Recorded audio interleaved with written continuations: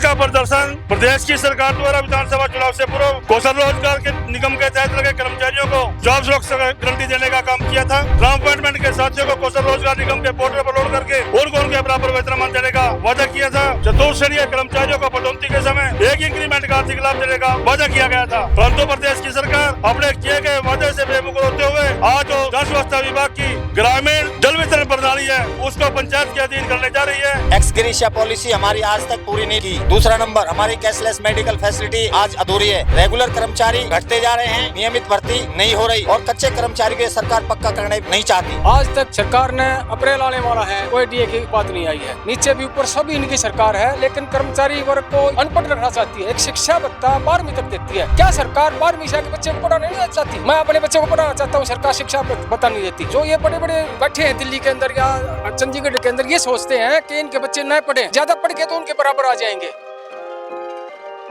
नमस्कार, मैं हूं रिया अग्रवाल और आप देख रहे हैं नव समाचार। हम मौजूद हैं गुरुग्राम के सिविल लाइंस एरिया में, जहां पर कुछ लोगों का प्रदर्शन चल रहा है। क्या इनकी सरकार से मांगे हैं, क्या ये चाहते हैं, क्यों प्रदर्शन चल रहा है, ये जानते हैं और इनसे बात करते हैं। आपका शुभ नरेंद्र धीमान, प्रदेश अध्यक्ष हरियाणा PWD मुख्यालय कर्मचारी यूनियन श्रम 681 मुख्यालय करनाल संबंध हरियाणा कर्मचारी महासंघ। आपका ये प्रदर्शन क्यों है? इतने सारे लोग यहाँ क्यों इकट्ठे हुए हैं, क्यों प्रदर्शन चल रहा है? आज का प्रदर्शन प्रदेश की सरकार द्वारा विधानसभा चुनाव से पूर्व कौशल रोजगार के निगम के तहत लगे कर्मचारियों को जॉब सुरक्षा गारंटी देने का काम किया था। ग्राम अपॉइंटमेंट के साथियों को कौशल रोजगार निगम के पोर्टल पर लोड करके उनको उनके बराबर वेतन देने का वादा किया था। चतुर्थ श्रेणी कर्मचारियों को पदोन्नति के समय एक इंक्रीमेंट का आर्थिक लाभ देने का वादा किया गया था, परंतु प्रदेश की सरकार अपने किए गए वादे से बेमुख होते हुए आज जो जन स्वास्थ्य विभाग की ग्रामीण जल वितरण प्रणाली है उसको पंचायत के अधीन करने जा रही है, जिसका हमारे संगठन द्वारा आपातकालीन मीटिंग बुलाकर विरोध करने का निर्णय लिया गया। जिस कड़ी में आज गुरुग्राम में अधीक्षक अभियंता की मार्फत हरियाणा के मुख्यमंत्री के नाम ज्ञापन भिजवाने का कार्य किया जाएगा, क्योंकि आज जन स्वास्थ्य विभाग के अंदर कर्मचारी चाहे वो कच्चा है चाहे पक्का है, प्रत्येक आम नागरिक को स्वजल मुहैया कराने का कार्य जन स्वास्थ्य विभाग के कर्मचारी द्वारा किया जा रहा है, क्योंकि जो जलघर हमारे पहले ग्राम पंचायतों को सौंपे हुए हैं, अक्सर वो जलघर खंडर बन चुके हैं और उनका रख रखाव ग्राम पंचायतें करने में बिल्कुल असमर्थ हैं, क्योंकि कहीं पर क्लोरीन नहीं, कहीं पर पाइपलाइन की रिपेयर नहीं, कहीं पर पानी की सप्लाई सुचारू रूप से नहीं चलती, कहीं पर मोटर खराब हो जाती है, वो एक हफ्ते तक ठीक ग्राम पंचायतें करवाने में असमर्थ है। इसलिए हमारे संगठन द्वारा विभाग को बचाने के लिए, कर्मचारियों के रोजगार को बचाने के लिए आज यहाँ पर आंदोलन करने का निर्णय हमारे द्वारा लिया गया और यह आंदोलन लगातार 27 मई तक प्रत्येक परिमंडल के कार्यालय के सामने चलेंगे। उसके बाद हमारे संगठन की हाई पावर कमेटी में प्रदेश कार्यकारिणी की आपातकालीन मीटिंग होगी। यदि सरकार नहीं मानती, उस मीटिंग में सरकार के खिलाफ निर्णायक आंदोलन की घोषणा करने पर हमारा संगठन मजबूर होगा।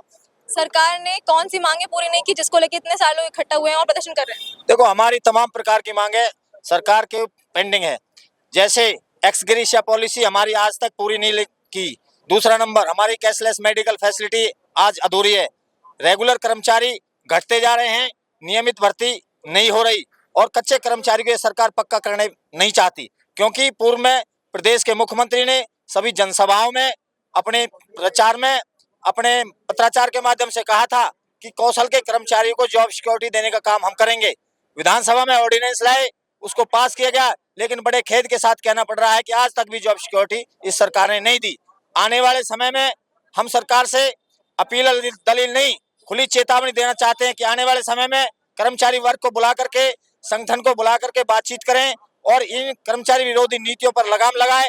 जैसे अभी मेरे से पूर्व प्रधान जी ने बताया, ग्रामीण जलघरों को पंचायतों को हैंडओवर करने जा रहे हैं, क्योंकि इनकी पॉलिसी ये है कि ग्राम पंचायतें उस बिल की कलेक्शन करेंगे और जितनी कलेक्शन पंचायत से होगी उतनी कलेक्शन सरकार देगी। लेकिन ये बड़े खेद का विषय है कि वोट का राज है।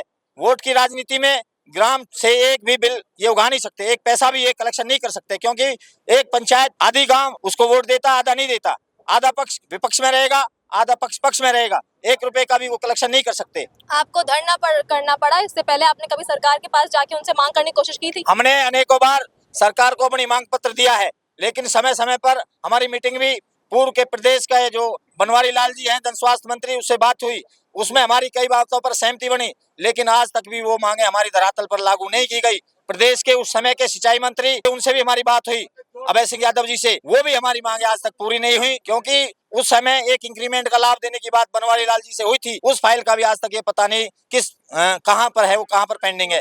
तो ये हमारा कहना है सरकार से कि हमें संगठन को बुला करके अतिशीघ्र हमारी बातचीत सुने और हमारी मांगों का समाधान करें। लगभग कितने देर से आप लोग बैठे हुए हैं, कब से प्रदर्शन कर रहे हैं और कब से धरने पे लगे हुए हैं, कितने लोग आए हुए हैं? यहाँ पे लगभग जो परिमंडल गुरुग्राम है उसके अधीन काम करने वाले कच्चे और पक्के कर्मचारी आज बुलाए हुए हैं कम मात्रा में। यदि आवश्यकता पड़ी तो ज्यादा से ज्यादा संख्या में कर्मचारियों को बुलाकर चाहे हमें जितना दिखा तो उनको करना पड़े, उससे पीछे कभी नहीं हटेंगे। आज प्रदेश की सरकार ट्रिपल इंजन की सरकार साबित करती है, लेकिन धरातल के ऊपर ट्रिपल छोड़ चाहे 5 इंजन हो जाए, जब तक धरातल पर काम नहीं करेंगे तब तक इंजनों का कोई फायदा नहीं है। हमारे प्रांतीय वरिष्ठ प्रधान साथी जिले सिंह द्वारा बताया गया, आज सरकार द्वारा पेंशन जो 2004 के बाद हमारे कर्मचारी लगे हुए हैं उनकी पेंशन नहीं, केवल मात्र 1 दिन का विधायक और 1 दिन का MP उसकी पूरी उम्र पेंशन। लेकिन प्रदेश के कर्मचारी 30 साल 35 साल और 40 साल नौकरी करने के बाद उसको पेंशन का कोई लाभ नहीं।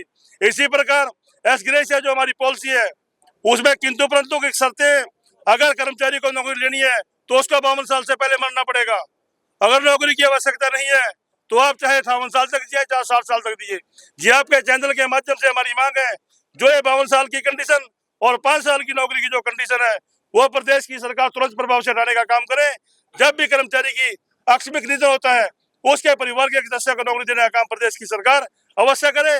जिस प्रकार हमारे राजनेता अपने बच्चों को उसी लाइन में आगे भेजने का काम करते हैं, इसी प्रकार प्रदेश की सरकार उसी दिशा में चलती हुई प्रदेश के युवाओं को रोजगार देने का भी काम करने का काम प्रदेश की सरकार करे। सरकार ने अभी बिल निकाला है, बिल से और बजट से आप संतुष्ट नहीं है क्या? बिल से इसलिए संतुष्ट नहीं है, उसमें एक भी बात कोई भी कर्मचारी की हित की नहीं है। 1 जनवरी को DA अलाउंस होता है, आज तक सरकार ने अप्रैल आने वाला है, कोई DA की बात नहीं आई है। दूसरा जो 8वां वेतन आयोग है उसका एक बार तो चर्चा आई थी इसमें अखबारों के माध्यम से, आपके चैनल के माध्यम से पता लगा था भाई कोई कमेटी बनाने जा रहे हैं, लेकिन अब तक कुछ नहीं किया है। एक सबसे बड़ी बात है, एक सरकार वैसे तो कोई सरकार है, नीचे भी ऊपर सभी इनकी सरकार है, लेकिन कर्मचारी वर्ग को या हर उसको अनपढ़ रखना चाहती है। एक शिक्षा भत्ता 12वीं तक देती है, क्या सरकार 12वीं के बच्चे को पढ़ाना नहीं चाहती? मैं अपने बच्चे को पढ़ाना चाहता हूँ, सरकार शिक्षा भत्ता नहीं देती। सरकार जो ये बड़े बड़े बैठे हैं दिल्ली के अंदर या चंडीगढ़ के अंदर, ये सोचते हैं कि इनके बच्चे न पढ़े, ज्यादा पढ़ के तो उनके बराबर आ जाएंगे। एक विधायक 5 बार विधायक बनता है, 5 बार पेंशन लेता है। एक कर्मचारी हमारा 37 38 साल 40 साल तक नौकरी करता है, जब वो नया कर्मचारी रिटायर होकर जाता है ना, जब आज बुढ़ापा पेंशन 3500 रुपये ना, उससे भी कम पेंशन है। इससे खेद की बात क्या होगी? जब उसको 1200-1500 रुपये पेंशन लेके लिए जाता है, क्या वो अपना इलाज कराएगा? क्या वो कहीं अपने बच्चों को संभालेगा? तो क्या होगा उस चीज से?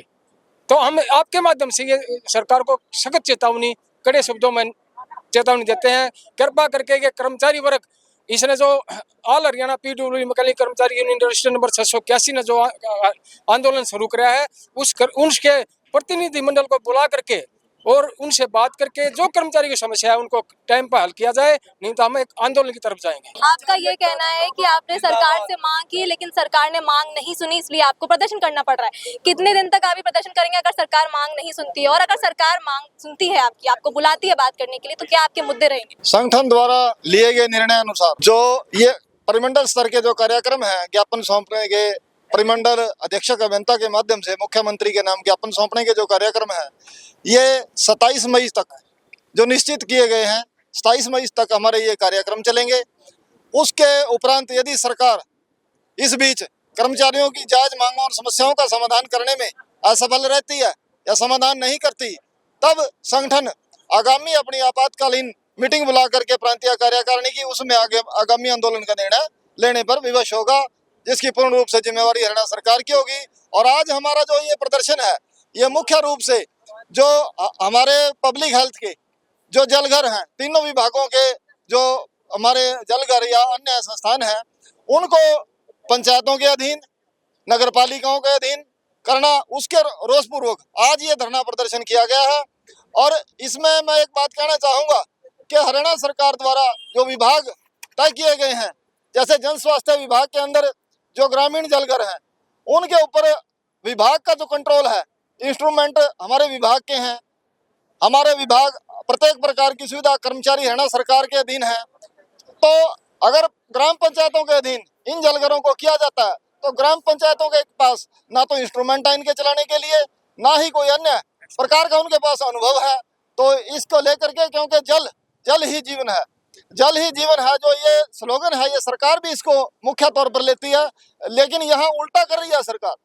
जो जल ही जीवन है उसी धारा को सरकार उल्टा करने जा रही है, उसी को मतलब इस स्थिति में डालना चाह रही है कि अगर जल के साथ कोई छेड़छाड़ हुई या जल में कोई कमी आई तो उसमें जान का खतरा हो सकता है। तो इसलिए ये बहुत ही मुख्य मुद्दा है। हरियाणा सरकार इसकी तरफ ध्यान दे, ग्रामीण जलघरों को ग्राम पंचायत के हैंडओवर ना करके विभाग के अधीन रखा जाए, विभाग के कर्मचारियों से काम लिया जाए। यही हमारा आज का एजेंडा है। लगभग कितनी देर से आप लोग बैठे हुए हैं, कितनी देर से प्रदर्शन कर रहे हैं और कितने लोग कहाँ कहाँ से आए हुए हैं? हम सुबह 9 बजे से यहाँ बैठे हैं और 1 बजे तक का हमारा वो था एजेंडा यहाँ देने का, ज्ञापन देने का। और जो है ये गुड़गांव के ही हमारे साथी है, सिर्फ हमारे 20% या 15% हमारे साथी है, क्योंकि गर्मियाँ चल रही है, गर्मी में वाटर सप्लाई उसकी समस्या नहीं आए, इसलिए हमने 10-20% यहाँ पर कर्मचारी बुलाए हैं।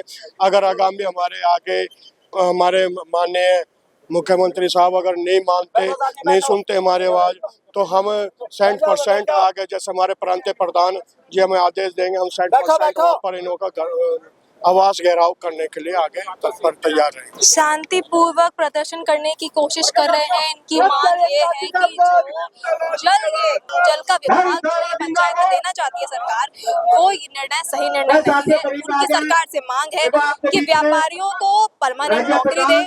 जो सरकार ने वादा किया था वो अपना वादा पूरा करे, अपने बातों पर खड़ी उतरे, अपने लोगों की बात सुने, इनको थोड़ा समय दे। इनकी क्या मांगे हैं वो बताना चाहते हैं सरकार को। वो चाहते हैं कि उनकी मांग सरकार सुने और पूरी करे।